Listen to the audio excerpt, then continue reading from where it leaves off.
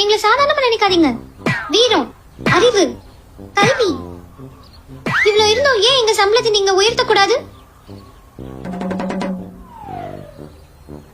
அப்ப சரி, ஒரு கேம் விளையாடலாமா? நான் சொல்ற 5 சென்டென்ஸை ரிப்பீட் பண்ணும். வின் பண்ணா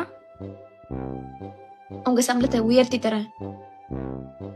நாங்க தோத்துட்டா நீங்க எனக்கு 100 ரூபாய் கொடுத்தா போதும். ஆரம்பிக்கலாம்.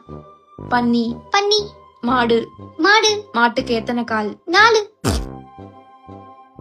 மாட்டுக்கு எத்தனை காலும் ஒரு சென்டென்ஸ் தான். காசு குறி. இன்னும் ஒரு வாட்டி.